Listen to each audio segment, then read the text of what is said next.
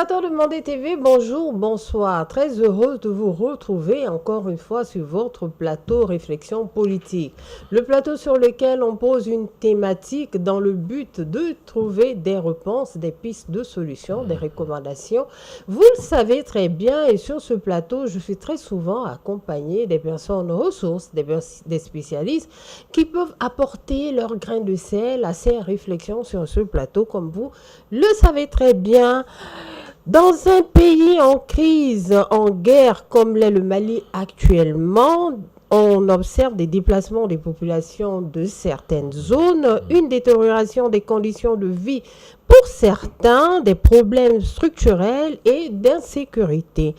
Un pouvoir d'achat des populations très périlleux malgré quand même une croissance selon les indicateurs, voilà, au regard de tout cela, ainsi peut-être affecté, on se pose la question si le tissu social ne serait pas affecté à la longue et comme si cela ne suffisait pas. Le Mali fait face à une vague de guerre informationnelle à son encontre et qui rajoute une menace de plus pour la bonne préservation de la cohésion nationale du pays. Comment préserver et surtout renforcer cette cohésion nationale et surtout on peut se poser la question les impératifs à garder à l'œil pour préserver l'unité nationale. Voilà, sont autant de questions que nous nous posons sur ce plateau aujourd'hui, que nous nous poserons sur ce plateau, qui a pour thème comment renforcer la cohésion nationale en cette période de crise socio-économique au Mali. Pour pousser la réflexion, téléspectateurs de ce Mandé TV, j'ai le plaisir de recevoir sur ce plateau l'honorable Fousseni Ouattara. Il a un PhD en sciences économiques. Il est vice-président de la Commission Défense nationale, sécurité et protection civile au Conseil national de la transition, CNT.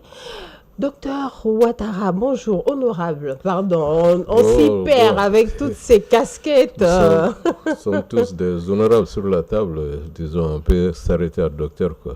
Honorable, bienvenue, merci de votre disponibilité. Bonjour, Mme Maïga. Bonjour à vous. Très heureux quand même d'être sur votre plateau une seconde fois encore, et merci pour l'invitation. Merci à vous, surtout de vous rendre disponible. Deuxième invité sur ce plateau téléspectateur pour pousser la réflexion, il s'agit de Dr Yacouba Dogoni. Il est sociologue, auteur de nombreux articles scientifiques. Il est enseignant-chercheur à l'université Yambo Welegem de Bamako. Dr Dogoni, bonjour. Oui, bonjour Madame Maïga. Bienvenue sur ce plateau. Merci beaucoup. Merci de votre disponibilité. C'est moi qui vous remercie pour l'invitation.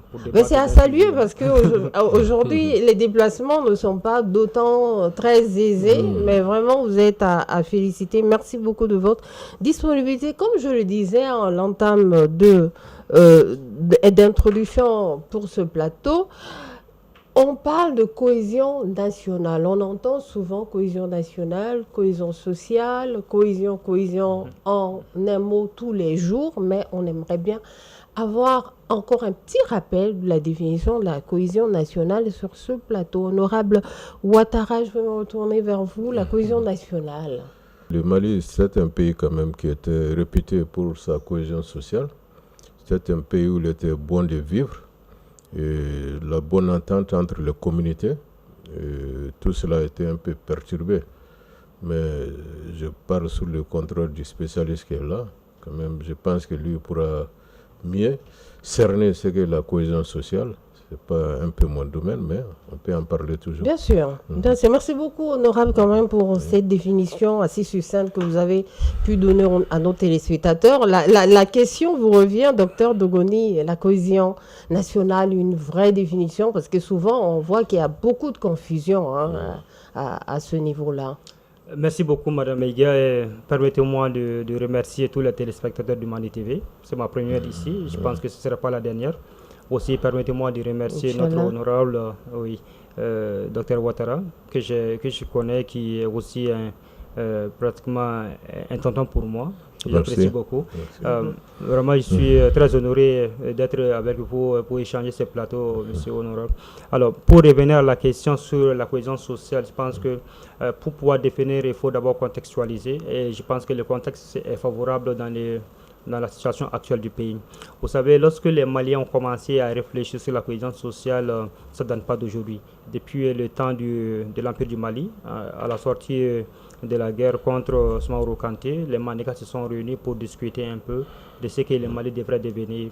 Et ça date de 1235, voilà, où la charte de Kourgan-Fouga a été adoptée.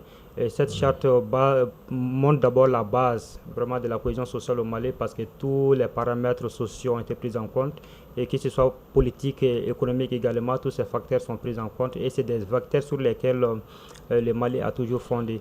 Et quand on va arriver encore dans le Mali contemporain, à la sortie de la Deuxième Guerre mondiale jusqu'à l'indépendance du Mali, on s'est rendu compte également que le Mali a été confronté à d'énormes crises comme la rébellion au nord du Mali. Et cette rébellion a été gérée grâce aussi à des accords qui ont été établis entre les Maliens à l'époque. Et plus tard encore, dans les années 90 également, il y a une autre rébellion qui a été aussi gérée grâce à un accord qui a été établi, ce qu'on appelle l'accord de Tamaracet, entre les Maliens, mais sous l'égide de l'Algérie. Et tout récemment, vous avez vu aussi en 2006, il y a d'autres accords d'Alger. Alors, si on essaie de comprendre un peu l'histoire ou l'historicité de ces accords, on va se situer dans la cohésion sociale. Parce que la richesse, c'est quoi? C'est de poser un ciment, les bases solides de la société sur laquelle va s'ériger l'édifice national. Et cet édifice national permet de comprendre encore qu'est-ce que c'est que la cohésion sociale. Donc, la cohésion sociale, dans son sens sociologique, c'est les mécanismes mis en place pour permettre à la société de vivre en paix de façon durable. Donc c'est un peu ça, de créer une sorte d'attente entre les Maliens et aussi de fonder une base de solidarité mécanique auquel tous les Maliens pourront vraiment s'associer et de comprendre un peu comment on peut vivre dans la paix et dans l'harmonie sans que les règles qui établissent les relations sociales ne soient pas transgressées par les uns et les autres. Donc c'est ça la cohésion sociale. Est-ce que la cohésion sociale, pendant tout ce temps que vous l'avez décrit, elle date depuis très longtemps, à l'époque contemporaine, à maintenant, mais aujourd'hui elle est un peu plus d'actualité, on dira. Parce qu'on est en période de crise, on sent ce besoin de pouvoir trouver un discours pour pouvoir garder une cohésion sociale. Mais je veux dire, mis à part les périodes de crise, comme on le voit souvent, est-ce qu'elle a toujours été mise en danger? La cohésion sociale était toujours, parce que le Mali, il faut reconnaître que c'est un pays qui a toujours été un pays en crise. C'est ce qu'il faut dire et c'est ce qui est aussi honnête de le dire. Parce que là, nous avons connu vraiment d'énormes crises et les crises se succèdent.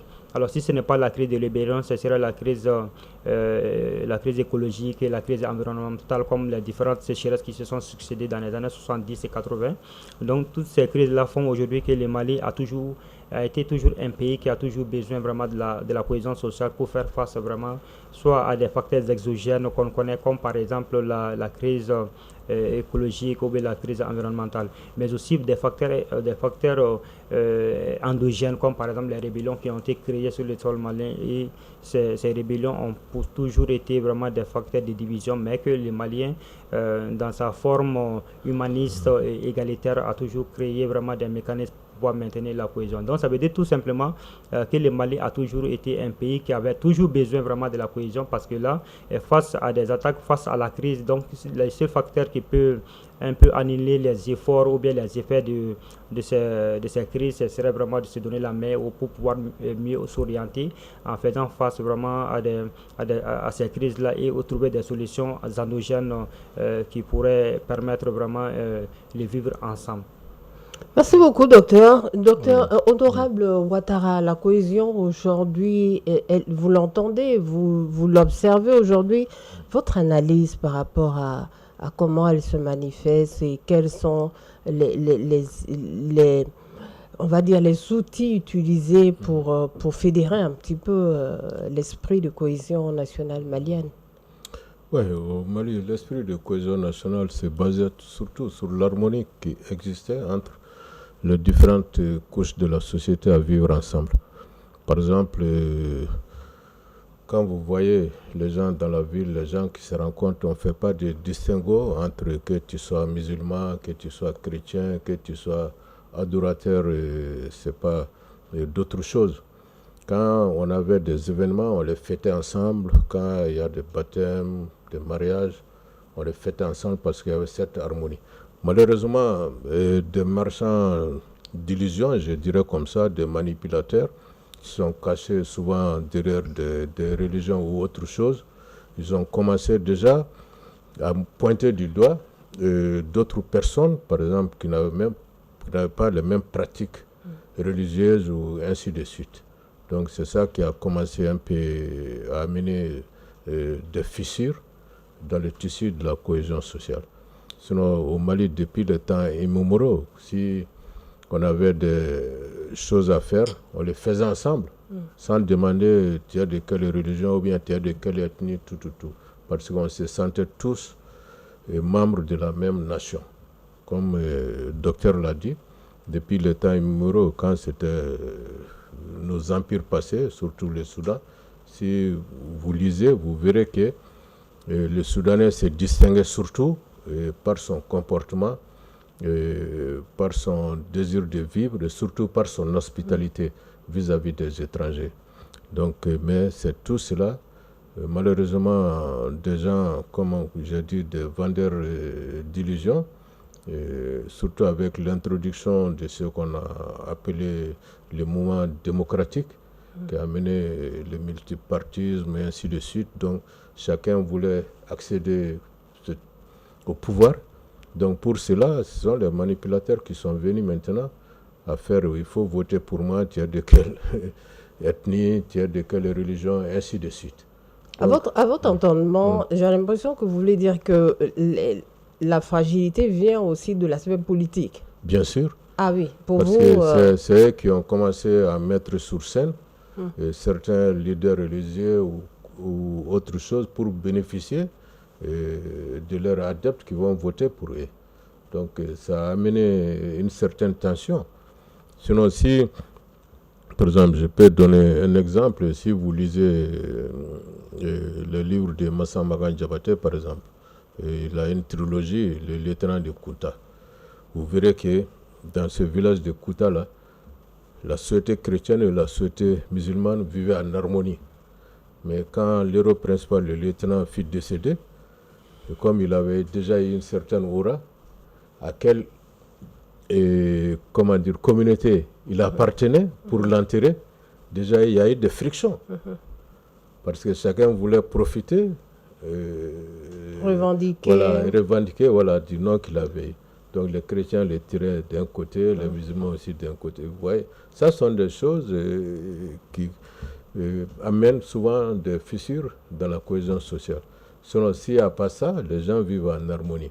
Mais si vous voyez qu'il y a quand même des différends entre les ethnies et autre chose, ça veut dire que c'est quelqu'un qui est là à tirer les ficelles par derrière pour ses propres intérêts.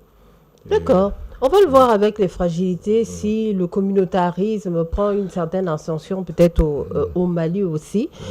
Docteur, je voudrais vous demander quelles sont aujourd'hui les composantes ou les principes essentiels ou principalement de la cohésion nationale. On parle souvent de solidarité, vivre ensemble, mais en réalité, de quoi s'agit-il? Merci beaucoup. Moi, je pense que déjà, les piliers de la cohésion sociale, si on doit les énumérer, je pense qu'il faut commencer par le ministère en charge de la réconciliation. C'est ce ministère aussi qui consiste ce qu'on appelle la vitrine pour la cohésion sociale, parce que c'est ce ministère aussi qui s'occupe un peu de tous les de la gestion de toutes les crises sociales qui apparaissent entre les différentes couches sociales du Mali.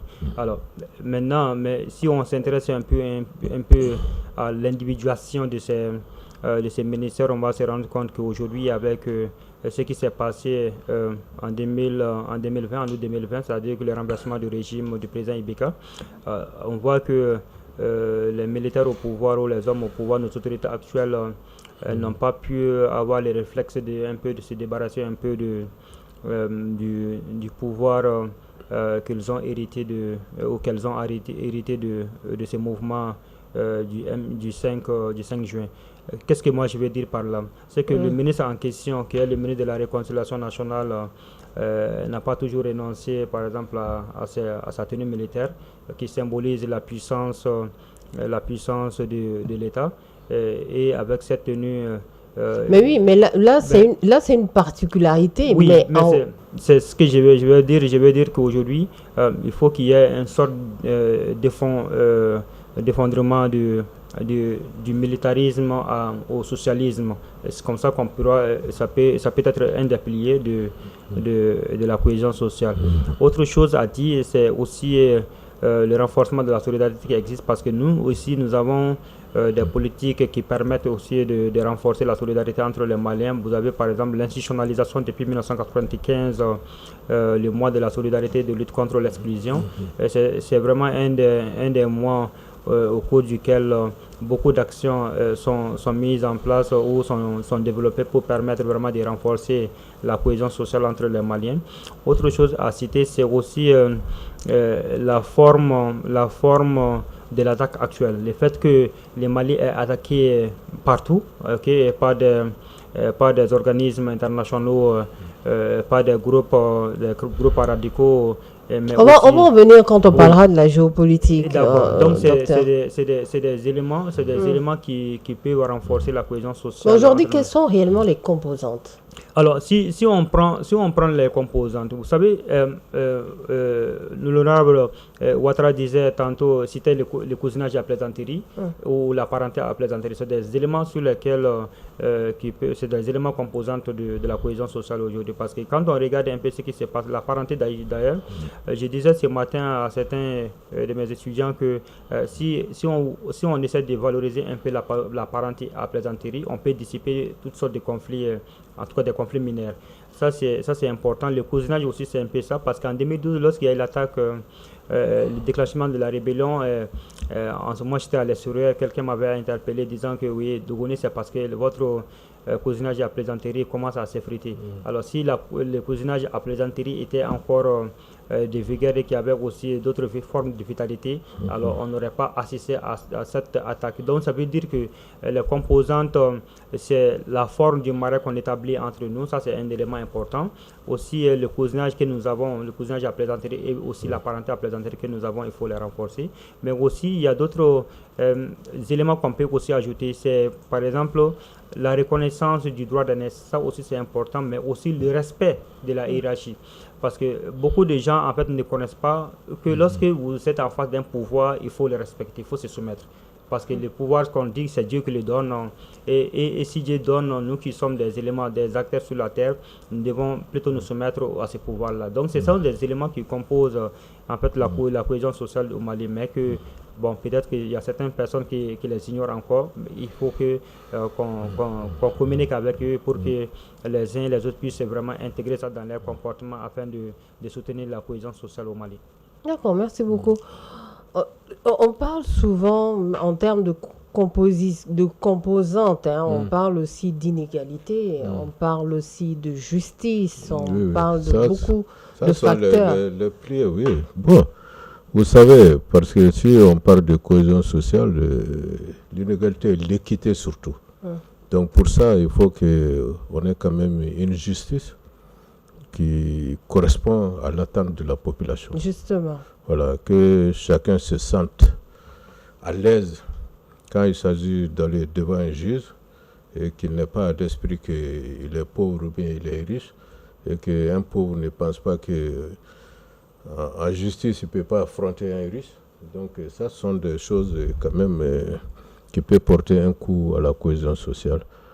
Et de ce côté, il faut voir aussi les valeurs, parce qu'il y a les valeurs qu'on partage ensemble. Bon, malheureusement, aujourd'hui, nous avons des valeurs culturelles quand même que nous connaissons. Mais avec la modernité, l'évolution du monde, il y a d'autres valeurs qu'on a copiées quand même enfin d'autres nations. Par exemple, on a beaucoup quand même de jeunes qui vont dans des pays aux États-Unis, en Europe et ainsi de suite, qui épousent d'autres valeurs et qui, quand ils viennent au Mali, sont des valeurs souvent que nos vieux qui sont là, qui sont habitués à ce qu'ils soient respectés, et par exemple, quand un jeune passe et qu'il ne salue pas, ou bien il filme devant, ou bien des trucs comme ça sont des choses qui peuvent porter un coup à ces valeurs culturelles que nous avons. Et souvent, ça peut amener des frictions, parce que quand les vieux sentent que les jeunes ne les respectent pas comme il faut, et surtout quand ils se trouvent aussi sur le champ politique, ces valeurs-là ont tendance à disparaître, parce qu'on dit que nous sommes en démocratie, c'est l'égalité, ainsi de suite. Donc ça sont des choses qu'on a épousées, mais qui ne faisaient pas partie de notre histoire. Donc ce sont des choses qui sont très importantes, comme vous l'avez dit. L'égalité et l'équité, c'est très important. Les valeurs aussi, bon, surtout la solidarité aussi. La solidarité est là dans notre société. Si vous voyez, même surtout avec les femmes, les tontines et consorts, on le fait quand même souvent pour porter aide aux uns et aux autres. Ce sont des choses qui renforcent la cohésion sociale. Donc tout ça parce qu'on se sent qu'on appartient, par exemple, à la même nation ou bien à la même catégorie de personnes. Donc voilà en quelques mots des choses qui peuvent renforcer la cohésion sociale, mais si on ne les respecte pas, ça peut porter un coup aussi à la cohésion sociale. Il y a lieu quand même de se demander le rapport entre cohésion sociale et gouvernance. Et le rapport, et surtout ce qui saute aux yeux, c'est au niveau des politiques. Et trois politiques se dégagent sur l'ensemble. Il s'agit de la politique sociale, la politique économique et la politique culturelle que vous avez déjà pu évoquer ici. La politique sociale en termes de gouvernance de l'État, est-ce qu'elle colle aujourd'hui, je vais me tourner vers le sociologue, est-ce qu'elle colle avec tous ces principes et mécanismes qui tendent à pouvoir asseoir une bonne cohésion sociale? Moi, je pense que l'État qui gouverne, c'est un État intelligent. L'État intelligent, ça veut dire que c'est des gens qui réfléchissent effectivement sur tous les facteurs qui peuvent entraver le vivre ensemble au Mali. C'est la raison pour laquelle, lorsque vous regardez la politique actuelle sociale du Mali, vous allez voir que c'est des politiques qui sont assises sur le respect vraiment de l'individu d'abord. Quand vous regardez par exemple le code, plutôt la constitution, la récente constitution, on met toujours en valeur vraiment l'aspect humain qu'il faut prendre en compte. Au-delà de cela, quand vous prenez un peu les politiques qui sont en œuvre, comme par exemple la lutte contre la pauvreté au Mali, c'est des choses sur lesquelles on ne joue pas avec vraiment l'individu, parce que là on est en train de mettre en place des stratégies pour pouvoir lutter contre la pauvreté et ne pas permettre aux gens vraiment de vivre dans des situations aussi indélicates ou indignes dans ces pays-là. Autre chose à dire, c'est que de façon générale, au Mali, l'acteur principal de la gouvernance, c'est un acteur qui n'est pas un acteur figé, qui est reconnu par tout le monde, et dans ces aspects, dans ces prises de décision, on voit que la dimension sociale est beaucoup plus importante. Ça en rapport par exemple dans le domaine de la santé. Quand vous prenez la santé, vous verrez que des stratégies sont en train d'être développées ou même sont développées pour permettre aux gens d'accéder vraiment à un système de santé équilibré. Vous avez vu tout récemment que le président de la transition a posé la pierre de la construction ou bien du renouvellement de certains CCRF et la construction de nouveaux hôpitaux du district, alors qu'ils seront construits dans les régions. Donc vous voyez que la dimension sociale... On ne peut pas les prendre en compte parce qu'elles ne sont pas encore effectives. Oui, oui, mais c'est là qu'ils sont visibles. On voit par exemple qu'il y a la modernisation de certains centres de santé qui sont quand même effectifs, comme par exemple vous regardez le CCRF de la Chabou. Ça a été quand même quelque chose qui a été réalisé. On voit aussi qu'il y a l'hôpital de dermatologie qui a été aussi réalisé. Je ne suis pas là pour faire le bilan, mais je sais quand même que c'est des pratiques qu'il faut reconnaître. Il y a aussi les centres de dialyse qui ont été construits et équipés. Donc c'est des faits qui sont là, qui permettent vraiment de prendre en compte l'aspect social de l'individu. Autre chose à dire par rapport aux politiques, notamment dans le domaine de l'économie, on voit aussi qu'il y a beaucoup de choses qui sont en train d'être faites maintenant pour améliorer les conditions de vie économique et sociale des Maliens. Mais quand même, il faut reconnaître aussi que quel que soit l'acte de l'individu, il y a des points qu'il faut peut-être observer de plus près, ne pas dire les critiquer, mais aussi mais surtout les observer. En observant, on peut déceler quelques insuffisances dans ce système-là, parce que là, beaucoup de gens jusqu'à présent n'arrivent pas vraiment à accéder à ces structures de santé compte tenu vraiment des facteurs sécuritaires que nous connaissons tous.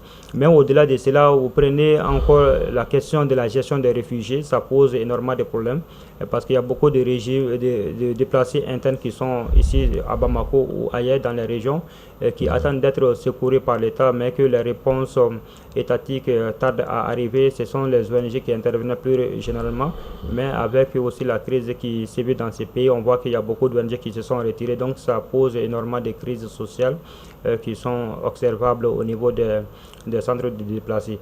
Mais récemment aussi, quand vous prenez par exemple la région de Sikasso, on voit qu'il y a le cercle de Loulouni qui a été aussi attaqué par des groupes armés qui a poussé beaucoup de gens à se déplacer. Il y a beaucoup de ces déplacés-là qui sont à Sikasso, d'autres sont à Kadiolo, d'autres encore sont à Zigua. Et donc là, ces déplacés attendent vraiment d'être secourus. Donc ça veut dire que, quel que soit vraiment les niveaux de politique mis en place, il y a toujours des facteurs qui peuvent échapper à l'État et qu'il est important à ce que ces facteurs, ces échappes puissent être signalés pour permettre une orientation vraiment du dispositif sécuritaire. D'accord, merci beaucoup, docteur Dogoni. Par rapport à ça, je vais me retourner vers vous, docteur honorable Ouattara. La gouvernance, il y a quand même un lien. C'est vrai que docteur Dogoni en a parlé pas mal. Sur le plan économique, par exemple, et le coût de la vie. Ouais, le coût de la vie est un facteur. Je vais en venir pour ajouter à ce que a dit le docteur Dogoni. Aujourd'hui, à l'ONU, quand même, l'armée est présente. Avec en tête le général de brigade Élisée Dao, qui est le chef d'état-major général adjoint. On est en train de mettre de l'ordre. C'est vrai que la situation nous a pris un peu de court parce qu'on ne s'attendait pas qu'il y a des gens qui étaient là-bas spécialement pour faire déplacer. C'est ça qui a causé beaucoup de tort, parce qu'ils ont créé un fonds de rumeurs pour que les gens quittent la ville. Alors que l'armée était déjà en cours de route, et aujourd'hui, l'armée contrôle totalement l'Udonie. Voilà, donc, pour parler de la du cas politique, de l'Udonie, oui, voilà, en parenthèse. vous savez, la politique économique, comme pour tout gouvernement, si vous voyez, pour nous, surtout économistes, la politique économique, il y a 4 objectifs que chaque gouvernement, c'est-à-dire que ça, c'est la croissance économique, ça c'est le plein emploi, la stabilité de prix, et puis stabiliser le compte extérieur, c'est-à-dire équilibrer le compte extérieur. Bon, aujourd'hui, comme vous-même vous avez à le dire, si vous voyez les chiffres, on dit que la croissance économique est là. Les indicateurs sont quand même favorables. Voilà, les indicateurs, voilà. Bon, dans le quotidien des Maliens, les Maliens, ils ressentent ça. Ça, c'est ce qu'on parle, quand on parle en termes de PIB, la croissance économique. Mais ce qu'on oublie aussi de dire, c'est que Michel même, qui a inventé la notion du PIB, là, il a eu à le dire que le produit intérieur brut, là, ne peut pas expliquer le bien-être des habitants d'une nation, vous savez. Donc les chiffres sont là et la réalité est là. Exactement. Voilà, donc ça, on ne doit jamais oublier ça. Voilà. Justement, la réalité sur, par exemple, le panier de la ménagère aujourd'hui, ça peut être aussi un facteur défavorable par rapport à la cohésion nationale. Effectivement, parce qu'un foyer, quand le chef de famille n'a pas de revenus pour nourrir quand même sa famille, c'est un problème. C'est un problème. Et les enfants, en ce moment, surtout, comme vous savez, le monde moderne que nous vivons aujourd'hui, peut-être le père travaille, la mère travaille, les enfants qui s'occupent d'eux, soit à l'école, soit ils sont laissés seuls. Donc les valeurs qu'on doit les inculquer, la façon dont on doit les éduquer, cela va manquer. Et cela va jouer aussi sur la cohésion sociale, parce que ce seront des tensions, ce seront des sources de tensions aussi, parce que ce sont des enfants qui sont laissés et qui sont souvent tentés par les excitants, comme vous le savez. Et les enfants qui s'en donnent à la drogue ou à d'autres excitants, Donc, pour trouver les moyens pour se procurer ces excitants-là, sont des enfants souvent qui sont amenés à commettre souvent des forfaits, des crimes, ainsi de suite. Donc, ça peut créer aussi des tensions entre les familles et ainsi de suite. Parce que même si vous êtes des voisins, vous êtes en bon terme, si l'enfant d'une famille vole par exemple les motos de l'autre famille ou quelque chose comme ça, ça crée des tensions. Donc c'est très important que, comme je l'ai dit, que l'État puisse tout faire pour que quand même les jeunes puissent être occupés, avoir accès à un emploi. Mais ce n'est pas l'État qui est, comment dire quoi, qui donne les emplois en général. L'État crée les conditions pour que les sociétés privées, les entreprises, c'est eux qui fournissent des emplois. Donc le rôle de l'État, c'est de créer les conditions optimales pour que les jeunes puissent être embauchés. Donc cela va retomber sur nos opérateurs économiques surtout. Mais créer en restant toujours dans l'économie en rapport avec la cohésion nationale, créer des conditions pour que les investisseurs puissent vraiment s'installer. Mais aujourd'hui, au Mali, on sait que beaucoup d'investisseurs sont partis. Beaucoup d'entreprises maliennes se délocalisent aussi. Est-ce que ce sont des facteurs qui vont... guerre, ce n'est pas de gaieté de cœur. Oui, mais c'est un état de fait quand même. Oui, c'est un état de fait. Il faut que nous-mêmes nous soyons intelligents pour nous en sortir. Parce que, effectivement, comme vous l'avez dit, si on prend par exemple ce qui peut renforcer la cohésion sociale, si chacun a un boulot, chacun a une occupation, on n'a pas le temps de s'occuper par exemple des affaires des autres. Surtout les rumeurs sur les réseaux sociaux, les gens s'en donnent souvent parce qu'ils n'ont pas d'autres occupations. Donc si chacun était occupé par quelque chose, je pense que ça allait réduire les tensions. Mais comme vous l'avez dit, si les investisseurs ne viennent pas aussi, il sera difficile de créer des emplois. Mais l'État est là, l'État s'y met. Comme vous avez vu, il y a beaucoup de créations aujourd'hui. Mais tant que nous sommes dans cette situation de guerre, et comme vous le savez, ce n'est pas une guerre conventionnelle. Et derrière tout ce qui se passe là, nous voyons la main quand même d'autres puissances qui sont là parce que on les a éloignés, je peux dire comme ça, de la cagnotte, de nos richesses, parce que nous avons affirmé notre souveraineté. Nous voulons jurer quand même de notre richesse, que ce ne soit pas comme avant, quand c'était eux qui jouissaient de notre richesse et nous donnaient une petite partie comme de l'aumône qu'ils nous donnaient. Nous, on ne voulait plus de cela. Mais pour sortir de cela, il y a quand même ce sacrifice à faire. On doit quand même pouvoir supporter ces souffrances qui sont temporaires, qu'on va dépasser quand même. Il y a des sacrifices à faire, mais qui ne doit en aucun cas faire en sorte qu'on n'ait pas à l'œil la cohésion nationale, qui est quand même un impératif pour un État. Venons-en à la politique culturelle. La culture, un pilier important, un aspect important pour resserrer les liens. Vous l'avez toutes les deux dit en début de cette émission, hyper essentiel pour pouvoir resserrer les liens. Mais aujourd'hui, est-ce qu'on peut dire que la politique culturelle joue réellement son rôle dans ce sens? Joue pleinement son rôle. Sans elle, je pense que la situation aurait été encore beaucoup plus difficile qu'elle ne l'est. Et je suis content quand même que cette année même a été déclarée comme année de la culture. Et notre président a su le faire. Et je suis sûr que c'est pour nous rappeler quand même cette richesse qu'on a. On a nos griots qui sont là, qui interviennent, souvent pour même circonscrire des conflits qui n'ont pas fait leur apparition. Et vous savez que le Mali, quand même, en termes de culture, peut apporter beaucoup à l'humanité sur ces plans. Mais si nous-mêmes, nous avons des problèmes à notre niveau, je pense qu'on doit quand même tout faire pour que ce côté culture-là ne disparaisse pas. D'accord, merci beaucoup. Le regard d'un sociologue sur la culture, la politique culturelle, en renfort ou en appui à la cohésion nationale? Vous savez, c'est la culture qui détermine l'individu. L'individu par sa langue, l'individu par ses actes, l'individu par sa religion, l'individu également par son mode de vie. Donc la culture vraiment c'est un élément essentiel dans la vie de l'individu. Donc aujourd'hui, quand on observe ce qui se passe dans les pays, on voit que effectivement que au cours de l'année 2025, plusieurs activités culturelles ont été organisées pour permettre aux Maliens vraiment un peu de se remémorer de ce qui est les Maliens.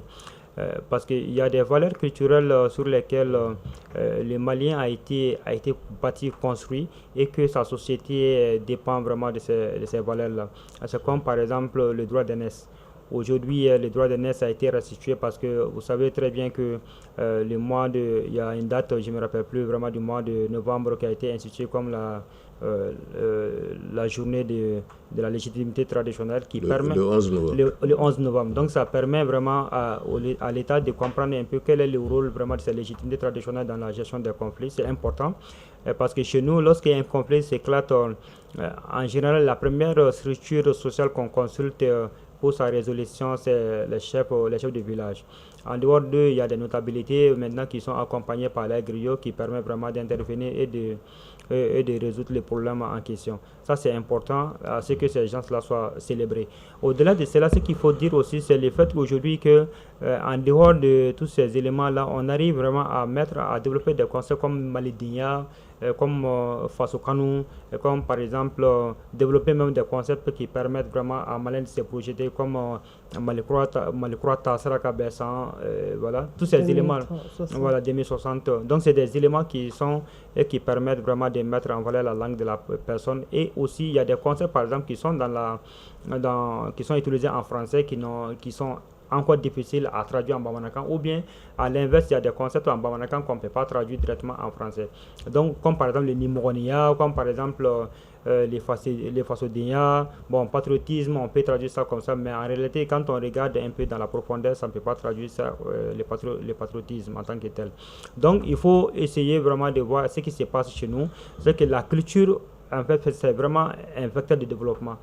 En dehors vraiment que ce soit vraiment un facteur de paix et de cohésion sociale, c'est aussi un facteur de développement qu'il faut reconnaître. Parce que ce qui se passe à travers, par exemple, l'organisation des foires culturelles, des activités culturelles, ça permet à certaines personnes de pouvoir sortir de l'eau et de s'afficher pour permettre sa reconnaissance au niveau national, mais aussi au niveau international. Ça, c'est un élément important. Mais il y a aussi des pratiques culturelles qui sont en train d'être mise en avant, comme par exemple quand vous prenez le Kwateba par exemple, c'est des pratiques qui existaient que beaucoup de gens ignorent. Et aujourd'hui, à travers la célébration du Kwateba, comme c'est organisé généralement à Massantola, dans la commune de Massantola, ces festivals permettent aux gens vraiment de comprendre en réalité quelle est la place de l'individu. En fait, la promotion de toutes les pratiques culturelles. La promotion, bon oui, ça c'est en un mot. Assez essentiel. Oui. Le temps risquera de nous faire défaut. On essaye d'ajuster quand même, monsieur. J'espère que vous êtes assez indulgent avec moi sur cet aspect-là. Et on se demande aussi, c'est vrai, la cohésion sociale, on a compris qu'est-ce que c'est, le renforcement et tout. Elle présente quand même aussi des fragilités, n'est-ce pas? Oui, les fragilités sont nombreuses. Hein. Bon, je pense que les fragilités, j'avais commencé déjà à les énumérer à travers vraiment la structure ministérielle qui s'occupe vraiment un peu de ça. Bon, en fait, je ne suis pas conseiller, mais c'est des éléments qu'il était important vraiment d'en évoquer, mais bon, je pense que le plateau n'est pas propice pour cela. Mais en dehors de cela, la question de fragilité... Vous pouvez, hein, c'est un plateau de réflexion, c'est une réflexion qui vous est propre. C'est dans le sens d'améliorer, hein, sûrement, je pense. Moi, je pense que c'est mieux sur un autre plateau. D'accord. Voilà. Mais ce que je peux dire, je crois que l'honorable était en train de parler de l'équité, de la justice et tout ça, mais il faut reconnaître qu'aujourd'hui, ce sentiment n'est pas assez développé. Ce sentiment n'est pas aussi développé au Mali compte tenu vraiment des faits que nous subissons. Aujourd'hui, quand on regarde un peu la gestion administrative de l'État, on se rend compte que c'est comme il y a certaines personnes qui sont plus privilégiées que d'autres. Donc là, ces sentiments qu'on commence vraiment à se développer, c'est un sentiment qu'on commence à observer auprès de la population malienne. Comme par exemple... L'inégalité je ne dirais pas l'inégalité. Okay. Parce que là, c'est le pouvoir à sa façon de gérer le pays. Comme vous le dites, bon, il y a certaines personnes qui ont beaucoup plus facilité accès à certaines ressources ou à certains médias que d'autres. Donc c'est ce qu'il faut dire, mais je ne dirais pas que c'est de l'inégalité, je pense que c'est une façon de gouverner le pays. Autre chose, vous parlez de l'équité, je pense que l'équité, ça va être très très difficile parce que le contexte n'est pas du tout favorable. Quand on est en guerre, on est obligé de faire des choix sélectifs. Et dans ces choix, on voit ce qui peut arranger l'État et ce qui peut compromettre un peu la cohésion sociale. Donc c'est des éléments qu'il faut éviter et renforcer plutôt ce qui peut. Mais au-delà de cela, ce qu'on peut dire, c'est qu'il y a beaucoup de décisions aussi qui ont été prises récemment au Mali. C'est des décisions, par exemple, qui ne permettent pas vraiment de renforcer la cohésion sociale entre les Maliens. Comme par exemple, si vous prenez le cas de la dissolution de l'AM, ça c'est une décision politique, moi je ne peux pas commenter. Ah bon? Mais oui, mais le fait que l'AM soit dissous, donc ça a créé un vide au niveau des étudiants. Vous savez très bien qu'au niveau des universités, il y a certaines institutions qui sont à l'aide des Maliens n'ont pas perçu un franc de la bourse. Donc cela fait que les étudiants les classes sont vides à l'université, les étudiants ne peuvent pas se déplacer pour venir suivre les cours. Donc ça, c'est assez un problème. Et tout récemment, on peut compter ça comme une fragilité. On peut compter ça comme une fragilité. Okay. Au-delà de cela aussi, le fait qu'il y a eu les syndicats de l'enseignement supérieur à déclencher aussi une grève où en réalité il n'y a pas eu vraiment de consensus, il n'y a pas eu d'entente entre les syndicats et les ministères de l'enseignement supérieur et de la fonction publique. Tout cela a créé une forme de fragilité vraiment à la cohésion sociale. Parce qu'à un moment donné, vous pensez que depuis janvier 2025, avec des grèves successives jusqu'en juin 2025, et de juin jusqu'en octobre, les enseignants étaient en grève. Et là, il n'y a eu aucune conciliation qui a été faite pour permettre vraiment de mettre fin à cette grève. Donc, c'est des situations comme ça qui continuent toujours à se développer dans les pays et qui peuvent être considérées comme étant des facteurs de fragilité de la cohésion. Mais aussi la façon dont la réparation après la crise devait être faite. Parce que vous savez que quand vous partez dans les régions du Nord, il y a beaucoup de personnes ou d'individus qui ont été vraiment impactés par la crise. Donc ces individus attendaient à être réparés. Mais Exactement. Il n'y a pas eu vraiment la réparation à ce niveau-là. Donc la réconciliation par la réparation n'a pas été faite. C'est aussi le dire que si on n'arrive pas à gérer encore ces différentes situations, bon, ça peut constituer vraiment cause d'autres conflits dans les années à venir si on ne prend pas garde.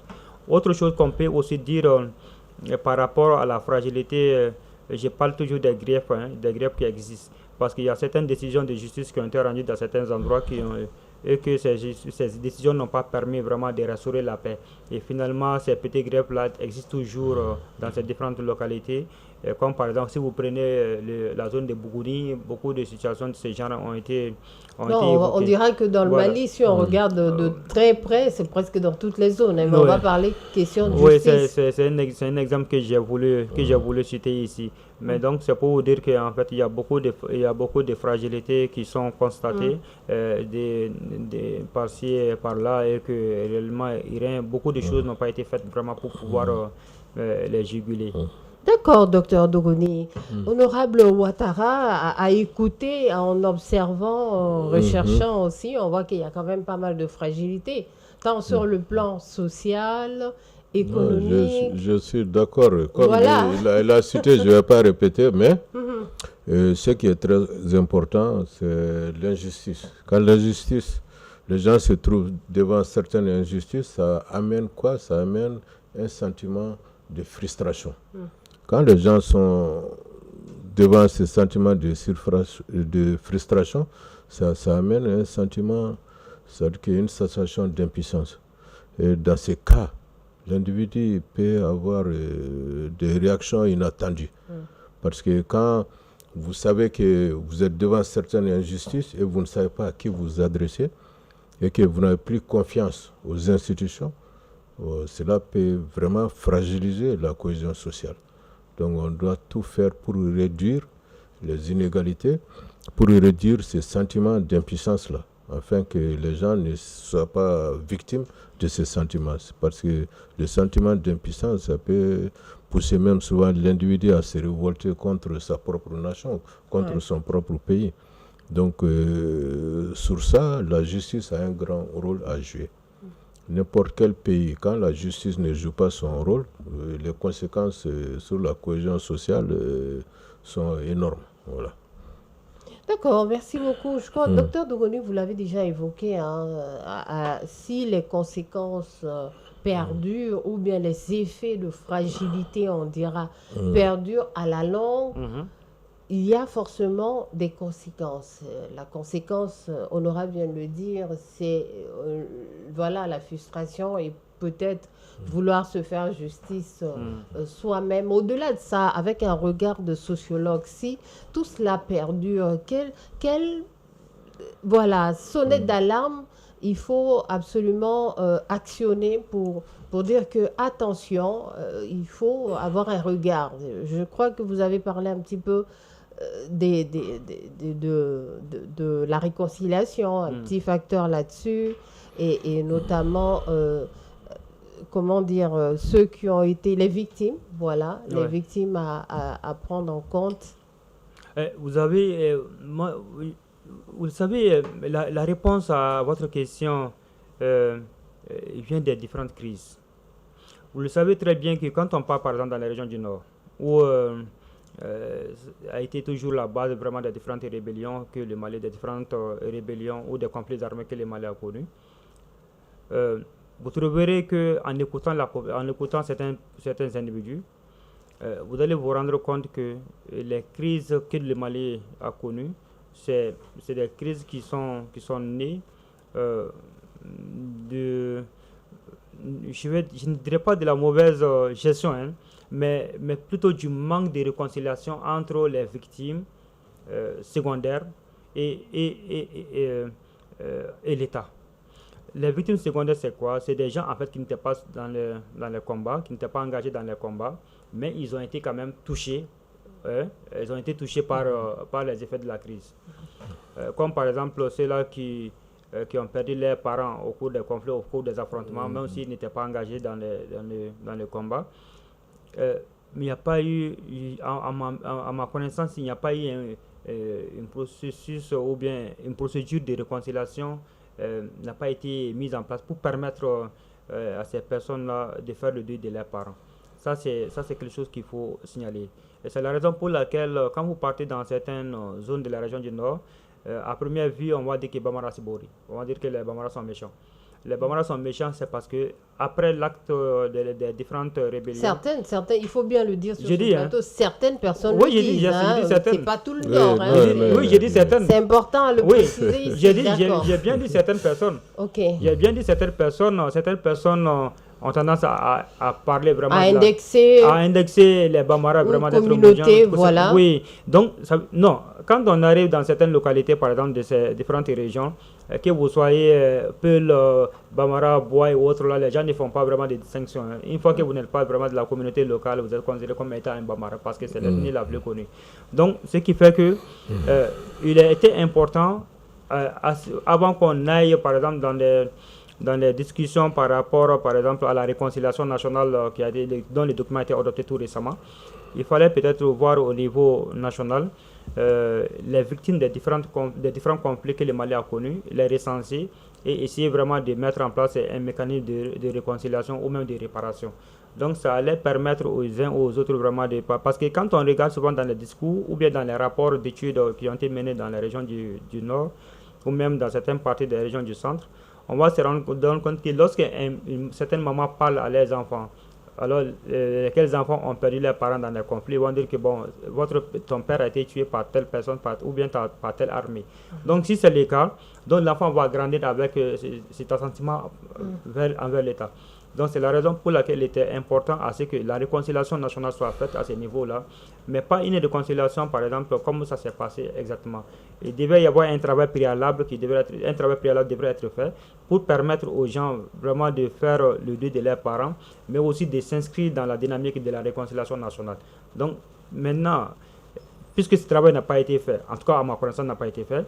Donc il y a toujours vraiment des assentiments qui peuvent exister dans ces différentes localités et il est important à ce qu'on agisse sur ça pour ne pas que les différentes victimes puissent toujours se considérer comme étant vraiment des victimes potentielles de l'État. Autre chose à signaler, lorsque les différentes régions ont été occupées pendant de 2012 jusqu'à la libération en 2013 par les forces Serval et l'armée malienne au premier plan. Donc, vous allez vous rendre compte que là-bas, avant cette période-là, il y a eu beaucoup d'écoles qui ont été fermées. Beaucoup d'écoles ont été formées. Et pendant ce temps, les enfants étaient plutôt occupés étaient plutôt animés par le sentiment de devenir comme les acteurs clés du Moujao dans certaines localités. Donc, le fait que ces enfants-là ont été inspirés par le mouvement Moujao, donc après le passage, par exemple, du Moujao, donc ces enfants-là ont pris des armes pour commencer à s'entraîner, puisque les écoles étaient fermées, donc ils n'avaient pas accès à une éducation qui les permettait vraiment d'asseoir une base éducative pour construire une personnalité assez solide, en fait, de faire face aux besoins de l'État. Donc, le fait que ces enfants ont été délaissés pendant un bon moment, donc ils ont eu tout le temps vraiment de vendre les animaux de leurs parents pour payer des armes restées ou des armes perdues dans la nature après le passage du Moujao et commencer à s'entraîner. Aujourd'hui, je soupçonne que beaucoup de ces enfants-là se retrouvent aussi dans les groupes armés actuels. En 2025, ils sont devenus plus grands. Oui, parce que quelqu'un en 2017, par exemple, quand on faisait l'étude, c'était en 2017, dans la commune de Boura, après Ansongo.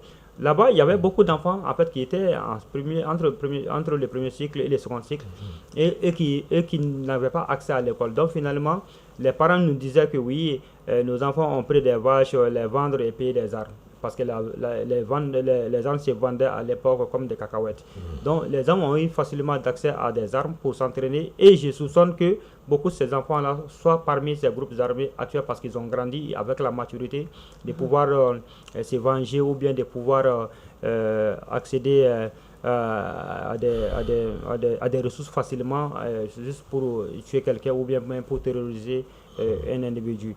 Donc c'est des choses comme ça qui sont là dans le pays que beaucoup de gens en fait ne s'intéressent pas ou bien les gens même ils minimisent les effets sur le Mali futur, mais pour moi il est important à ce qu'aujourd'hui des réflexions puissent être portées sur ces aspects-là afin de permettre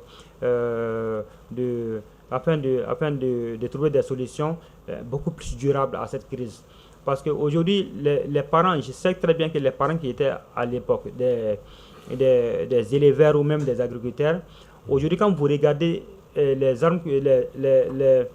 animaux qui sont enlevés dans la région de Sikasso, qui passent par Mandela, par exemple si on prend par exemple le cas de Luluni, qui sont enlevés dans le cercle de Luluni, qui passent par Mandela, qui remontent jusqu'à Klela et remontent jusqu'à se retrouver dans la partie nord du Mali, c'est vraiment inquiétant parce qu'après, on a vu un documentaire qui parlait de la vente des animaux enlevés au Mali au Tchad, qui sont vendus au Tchad. Donc ça veut dire que une enquête. Voilà. Donc ça veut dire tout simplement qu'effectivement quand les enfants qui ont pris le goût vraiment de ces armes-là et qui savent très bien qu'en enlevant vraiment des troupeaux, on peut aller les vendre plus facilement et se faire de l'argent. Donc ces pratiques ne vont pas disparaître.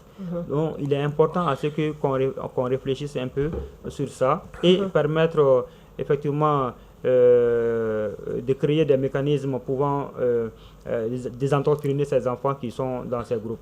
Donc c'est un élément important à signaler aujourd'hui. D'accord. On voit que les conséquences des crises, les crises antérieures ont des effets si rien n'est fait sur la durée. Je vais quand même retourner vers un économiste. Quand on parle de crise, il y a deux crises là actuellement qui sautent aux yeux, notamment la crise énergétique et la crise du carburant. À la longue, quel effet ou quelles conséquences il peut y avoir sur la société malienne? Bon, vous savez, quand il y a une crise énergétique, le carburant et tout, si on prend l'économie même, aujourd'hui, beaucoup d'économies sont d'accord que l'énergie représente à peu près 80% de l'économie. Donc, ce sont des choses qui vont se répercuter d'abord sur le PIB du pays. Ça veut dire que quand ça se répercute sur ça, ça peut amener une certaine récession.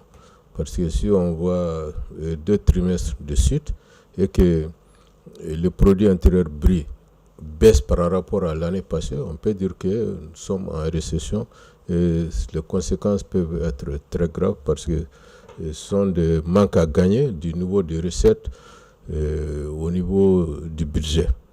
Mais comme vous-même vous avez à le dire, nous, pour le moment, les indicateurs nous disent que nous sommes en croissance économique. Ça veut dire qu'il n'y a pas de récession pour le moment. Mais quand même, il est très difficile quand même de comprendre cela parce que les moyens de production ne tournent pas à plein temps. Il y a beaucoup de sociétés qui ont déjà mis les clés à la porte en attendant. Et il y a des moyens de production qui travaillent peut-être à mi-temps seulement. Donc si tout cela va se répercuter, comme je l'ai dit, ce sont des manques à gagner du point de vue de rentrée des recettes. Et quand les recettes ne sont pas là, donc ça va se répercuter sur les dépenses parce que les crédits ne seront jamais ouverts et donc c'est le pays qui va se trouver dans des difficultés, par exemple, surtout pour intervenir, pour équilibrer, par exemple, et stabiliser les prix. Comme vous avez vu, quand le carburant manque maintenant, on voit qu'il y a beaucoup de difficultés à transporter certains produits. Justement, la question que j'ai envie de vous poser là, ce n'est pas la première des questions sur l'aspect tant que tel de la crise, l'impact de ces 2 crises sur l'économie, mais je pense que l'impact sur les deux crises sur l'économie. C'est la même crise énergétique et carburant, c'est la même chose. Parce que le carburant est la source. Quoi. Oui, l'un dans l'autre, c'est sûr. Mais aujourd'hui, on peut pousser c'est le questionnement en se disant tout cela, quel impact sur la cohésion nationale? Parce que, évidemment, la flambée des prix, comme vous venez de le dire, la ménagère qui est sous tension. Ce sont les sources de tension. Exactement. Ce sont les sources de tension. Parce que, comme je vous l'ai dit, déjà, on peut remarquer sur le marché qu'il y a certains produits, les prix commencent à grimper. Oui. Soit il y a rupture, soit il y a pénurie. Pourquoi? Ce n'est pas que les produits même manquent, mais les produits ne sont pas distribués. Parce que ceux qui sont chargés de la distribution, souvent, manquent de carburant pour apporter ces produits-là dans les magasins ou bien au marché. Et même à cause de ça, vous avez vu que des produits quand même importés, ces produits, il y a beaucoup qui se sont accumulés déjà dans les ports. Donc c'est la pénurie qui va... Quand il y a pénurie, vous savez que les prix ont tendance à grimper. Donc ça peut créer une certaine inflation. Donc ça va se répercuter sur vos pouvoirs d'achat. Parce que le pouvoir d'achat des ménages, c'est ça qui va amener cette tension au niveau de la cohésion sociale. Parce que si par exemple, dans les mois, avec le salaire que vous avez tendance, disons, vous avez l'habitude quand même de parvenir à satisfaire vos besoins et d'économiser un peu. Mais si à la fin du mois, ou bien déjà à la moitié du mois, du fait que les produits sont devenus beaucoup plus chers, déjà vos ressources sont épuisées. Donc ça sont des sources de tension. Justement, à la longue, on peut mettre ça sur la balance parce que la cohésion nationale, parce que c'est le maître mot aujourd'hui. Je pense que vu le contexte dans lequel le Mali se trouve, il est impératif quand même de garder, de préserver et même de renforcer cette cohésion nationale. Vaille que vaille. Bon, je pense que le gouvernement est là-dessus. Le gouvernement, quand même, je ne suis pas membre du gouvernement, mais je vois qu'ils sont à l'œuvre pour essayer quand même d'amortir, afin que l'inflation ne monte pas comme il faut. Parce que jusqu'à présent, les chiffres qu'ils nous fournissent quand même prouvent que l'inflation même a tendance à diminuer, même si c'est difficile de le croire. Parce que votre sourire même me dit ça. On le ressent au quotidien. Hein. Je voudrais ajouter quelques éléments aux effets indésirables de la crise du carburant. Le premier élément que je voudrais signaler ici, c'est le fait qu'on sent qu'il y a un chômage technique qui se crée dans dans certaines structures économiques du pays. Vous regardez par exemple la crise du carburant fait qu'aujourd'hui ce sont des stations autonomes qui peuvent servir du carburant aujourd'hui. Mais il y a beaucoup de stations, des mini-stations ou bien des stations moyennes, elles sont complètement fermées, donc tous les travailleurs sont renvoyés au chômage. Donc ça c'est un élément que je voudrais signaler. L'autre élément c'est quoi? C'est qu'aujourd'hui on sent qu'il y a, quand on fait le tour des services du pays, on se rend compte qu'il y a une forme d'absentéisme qui commence à s'installer. Bon, je ne veux pas dire que les agents sont absents. Voilà, ils sont dans l'absentéisme parce que là, leur absence est justifiée par le fait qu'ils sont dans la station pour attendre le carburant toujours, ou bien ils ne peuvent pas se déplacer pour aller. Ça, c'est un élément. L'autre élément que je voudrais signaler, c'est le fait qu'il y a aussi une forme d'insécurité qui va se développer autour de cette crise de carburant. En quoi se manifeste cette crise, cette insécurité? Aujourd'hui, vous allez voir que parfois il y a des gens qui amènent leurs motos ou bien qui amènent leurs véhicules au niveau de la station puisque les réservoirs sont secs, donc ils n'ont pas de solution. Ils ne peuvent pas pousser les véhicules et les ramener à la maison, ils sont obligés de les garer. Bon, d'autres personnes arrivent vraiment à trouver des mécanismes pour pouvoir mettre du carburant et faire démarrer les véhicules et les amener. Donc des vols de ces gens commencent à se développer. Autre chose, on voit qu'il y a souvent des formes de braquage qui commencent à s'installer dans les quartiers périphériques de Bamako. Peut-être que l'État n'a pas suffisamment d'informations sur ça, mais je sais quand même que ces formes-là existent. Par exemple, aussi, les gens savent aujourd'hui que voilà, j'étais avec un élément, ou bien j'étais avec un conducteur de télémanie dans la même station. Lui, il est parvenu à avoir du carburant et je sais quand même que là où il loge, je connais sa maison, je connais son domicile. Donc, ces gens de personnes sont ciblés par d'autres groupes et qui font l'objet vraiment de braquages, même d'assassinats. Donc, il y a vraiment des conséquences qui sont sociologiques mais aussi économiques qui commencent vraiment à se développer autour de cette crise du carburant. Ok, c'est très bien de nous rappeler l'aspect d'insécurité et l'aspect de ce banditisme, même entre guillemets, qui se développe. Moi, je veux venir encore vers vous, honorable. C'est pour vous dire ce que Dr Dogoni vient de dire.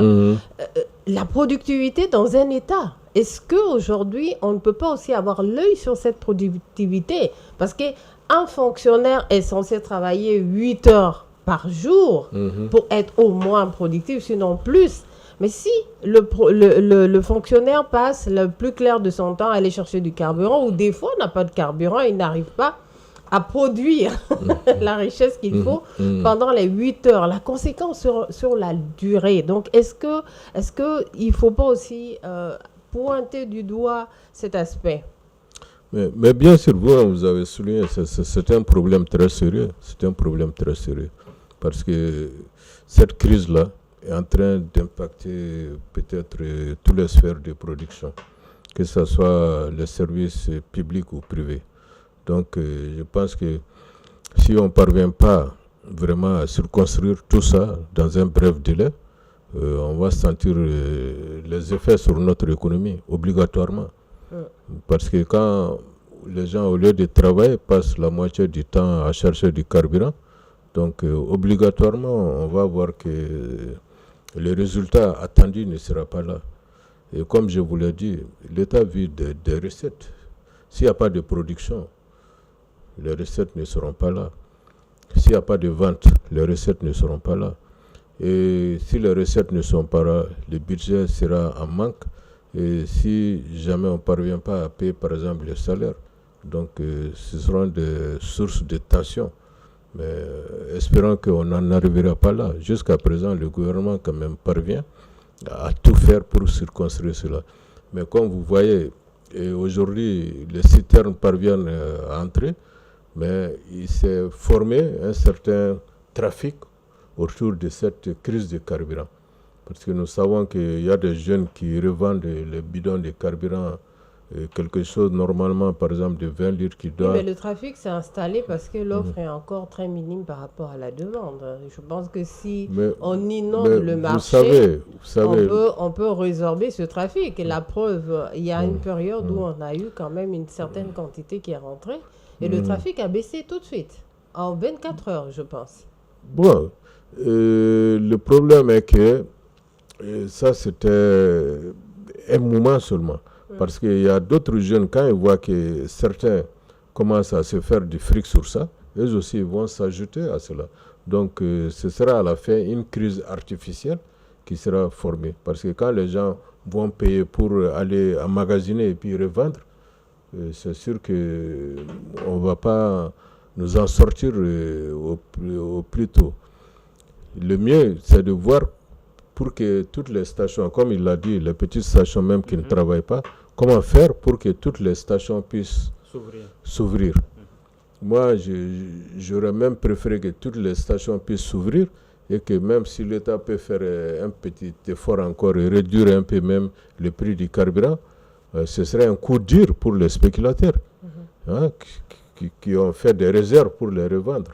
Donc, ils ne trouveront plus de clients. Pendant un petit temps, le temps de trouver une vraie solution à cette crise-là. En tout cas, je retiens quelque part le pouvoir d'achat, la crise économique peut être un effet sur la cohésion, obligatoirement. sur la cohésion nationale et il est vraiment impératif d'avoir l'œil là-dessus. Je pense que ces phrases peut-être ne sont pas tombées dans le vide, qu'elles arrivent là où il faut. Messieurs, nous allons aller à notre dernière phase de cette réflexion sur le plateau qui consiste à vraiment donner des recommandations, des pistes de solutions impératives, je rajouterais bien impératives, pour le maintien, la préservation et le renforcement de la cohésion nationale. Je commence par vous, docteur Dogoni. Évoquer des recommandations, je ne pense pas que c'est ça. Moi, je préfère plutôt parler des suggestions. Parce que là, les recommandations... C'est aussi ça. C'est aussi ça. Je pense que c'est un peu fort, à ma qualité de sociologue, d'analyste sur le plateau. Alors, moi, je dirais que d'abord, on doit chercher une solution à la crise du carburant. Parce que là, c'est vraiment... une situation qui fragilise vraiment la cohésion sociale dans les pays. Vous savez qu'aujourd'hui, il y a des familles qui ont été déjà disloquées à cause vraiment de cette crise-là. Il y a des femmes, il y a des chefs de famille qui n'arrivent plus à subvenir aux besoins essentiels de leur famille. Donc, ce qui fait que les conflits s'éclatent et du jour au lendemain, la dame qui n'arrive pas à supporter ça est déjà rentrée chez ses parents. Donc, c'est des choses comme ça qu'on peut minimiser, mais c'est des choses qui sont réelles. Mais autre chose qu'on peut parler comme effet, c'est le fait aujourd'hui que des familles, pendant qu'elles passent vraiment toutes des nuits, 4 nuits successives, vraiment dehors à la quête du carburant, alors sa famille est en insécurité parce que là, il n'y a personne vraiment pour protéger, alors que le devoir d'un chef de famille, c'est aussi de protéger les membres de la famille. Donc maintenant, pour pouvoir faire face vraiment à cette crise, moi je dirais que nous devons repenser autrement la gestion de la crise du carburant. Et repenser comment?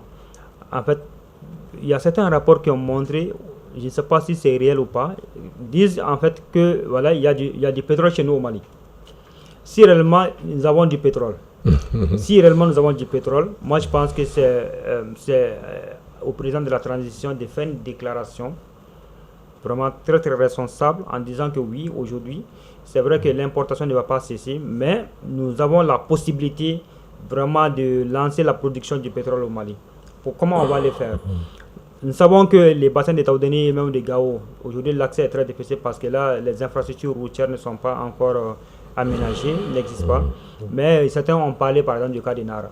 Nara, l'accès peut être facile. Je pense qu'il faut commencer à prendre des mesures adéquates maintenant pour que nous soyons autonomes vraiment sur le plan énergétique, à ne pas que nous soyons toujours dépendants vraiment de l'importation. Parce que le fait qu'on soit victime, qu'on soit dépendant de l'importation, ça nous fragilise sur le plan international. Comment? Vous regardez par exemple des déclarations qui sont faites par des vidéomans de certains pays, par exemple, qui essaient vraiment de faire de telle sorte que les Maliens ne trouvent pas cette situation, ou bien même ils essaient maintenant de montrer que oui, c'est les pays qui aident les Maliens à s'approvisionner en carburant. C'est des discours comme ça qui peuvent influencer une mentalité faible au Mali et pousser l'individu à se rebeller contre son propre pays. Donc, la situation qu'il faut faire, que nous soyons autonomes sur le plan énergétique. Autre élément que je voudrais dire par rapport au renforcement de la cohésion sociale au Mali, c'est aujourd'hui de repenser comment on peut dédommager les victimes. la réconciliation par la réparation. C'est vraiment un élément important. Parce que si on n'arrive pas à faire cette réparation, même aujourd'hui, il y a des victimes, par exemple, à Luluni, parce qu'il y a des magasins qui ont été saccagés, il y a des pharmacies qui ont été brûlées, il y a des stations qui ont été incendiées à Luluni. Aujourd'hui, on ne peut pas dire que oui, c'est l'État qui doit faire ça, mais en fait, ces gens-là attendent vraiment à ce qu'il y ait une forme de restitution économique, par exemple, de la perte. Ce qu'ils ont perdu, comment trouver une solution et aussi les aider à ce qu'ils puissent reprendre leur activité économique. Ça, c'est un élément important. Parce que quand vous regardez dans tous les pays, dans toutes les régions, par exemple, qui ont été soumises à des blocages, ces gens ou bien qui ont subi vraiment l'attaque de ces groupes djihadistes, beaucoup d'habitants qui sont dans ces localités, ils n'arrivent toujours pas vraiment à se relancer sur le plan économique. Parce que là, il n'y a pas d'appui venant vraiment de l'extérieur, comme par exemple venant de l'État. Donc, je pense qu'à ce niveau, il faut peut-être penser à ce que la réparation soit faite à ce niveau-là, même si ce n'est pas l'État qui est responsable, mais quand même, c'est l'État qui est le garant vraiment de la sécurité de tous les Maliens. On sait quand même que tous les secteurs vitaux au Mali, que ce soit dans le domaine de la santé, dans le domaine de l'éducation, l'hydraulique et l'électricité. Bon, l'électricité, c'est pas aussi évident que ça. Ces services-là ont été décentralisés. Mais le seul service qui n'est pas encore décentralisé au Mali, ça c'est le secteur de la sécurité. Donc c'est l'État qui a le monopole de la sécurité. Donc il faut penser à ce que l'État qui a le monopole puisse intervenir pour sécuriser les Maliens en cas d'attaque, que les réparations soient faites par l'État. Ça c'est un élément important que je voudrais signaler. Autre chose que je pourrais dire... On ne va pas signaler tout, on va donner quelques suggestions, sinon on ne va pas en finir. Oui, quelques suggestions, c'est aussi d'établir la communication avec les universitaires. Ça, je dis, parce qu'aujourd'hui, quoi qu'on dise, un État va fonctionner très mal, surtout un État en crise comme le nôtre. Il sera très difficile vraiment que l'État puisse s'en sortir s'il n'y a pas une collaboration franche entre le pouvoir en place et les universitaires. Moi, j'ai vu des cas, par exemple, dans d'autres pays, comme par exemple au Sénégal, par exemple. L'État sénégalais ne s'engage pas vraiment dans aucune activité sans consulter les universitaires. Ça, je l'ai vécu. Par exemple, en 2012, lorsque le Mali était attaqué, il y a eu une conférence à l'université Gaston Berger, animée par le chef d'état-major des armées du Sénégal, qui était venu en nous posant une seule question, en disant que oui, si un État, un pays frère, un pays ami est attaqué et que l'armée sénégalaise décide d'intervenir, quelle sera la réaction du peuple sénégalais? C'était la seule question qu'il avait posée et les réponses étaient là. Les universitaires ont réfléchi là-dessus. Les universitaires ont réfléchi là-dessus et ont même trouvé des solutions. Et on a vu qu'effectivement, à la suite maintenant des interventions des universitaires, l'armée sénégalaise a commencé à s'entraîner déjà pour s'apprêter à intervenir au Mali. Docteur Dogondi, je dirais qu'il faut collaborer avec les universitaires pour trouver une solution à tous les problèmes et réfléchir à tous les problèmes du Mali. Et ne pas toujours se fier vraiment à des documents qui sont produits comme... Les universitaires, il faut que l'État, le gouvernement collaborent avec toutes les personnes ressources. Il y a certaines personnes qui ne sont pas de bonne volonté. Qui peuvent apporter quelque chose pour la nation. Honorable Ouattara, vos suggestions, vos recommandations pour réellement renforcer la cohésion nationale, la préserver. Pour prendre la parole, je me joins au docteur Dogoni, ce qui concerne à consulter les universitaires. Ce qu'il a dit, c'est vrai. C'est un problème vraiment, parce que même avant le début, on parlait de l'économie de la monnaie, tout. Il y a eu des conférences ici, entre les différents ministères et consorts, mais les universitaires n'ont pas été impliqués. Comment cela peut être? C'est ça le problème. Donc pour moi, pour la cohésion sociale quand même, il faut qu'on fasse tout pour diminuer les sentiments de puissance et de frustration dont on a parlé. Et la place de la justice. Parce que si vous prenez le Mali, aujourd'hui, beaucoup de choses tournent, par exemple, autour de conflits fonciers. Et sont des sources de tension qui jouent vraiment sur la cohésion sociale. Parce que le problème du foncier est très crucial aujourd'hui. Et les gens, souvent, n'ont pas tendance à faire confiance du tout à la justice dans ce sens. Donc, il faut qu'on trouve immédiatement des solutions à cela. À part ça, je fais confiance à nos griots, à nos Nyamakala, comme on le dit, qui ont toujours su quand même intervenir pour apaiser les cœurs, pour diminuer les tensions. Et je profite, si vous le permettez, quand même, de féliciter mon grand griot, ça c'est, je dis Sambala Kanouté, qui est vraiment quelqu'un qui intervient quand il le faut, avec son maître, Alou Badra Djabaté, le polyvalent. Donc, ce sont des gens qui sont au four et au moulin toujours pour pouvoir quand même réconcilier les familles, mettre fin à des tensions qui se créent entre différents foyers. Donc, le Mali a chaque sens quand même que nous avons des valeurs que nous partageons. Et nous devrons tout faire pour que les mouvements politiques et consorts ne soient pas des sources de tensions qui vont vraiment jouer sur la cohésion sociale. Comme vous le savez, au moment des élections et consorts, ce sont des acteurs qui sont là et qui sont souvent, c'est eux-mêmes qui créent ces sources de tensions et qui jouent sur la cohésion sociale. Nous avons dit des familles ou bien des frères même qui sont parvenus à se quereller, à se faire la guerre à cause des problèmes politiques. Et ce qu'on peut faire encore, c'est surtout ce dont on a parlé, c'est de tout faire pour réduire quand même la pauvreté. Parce que la pauvreté aussi, c'est une source qui joue sur la cohésion sociale. Quand les gens,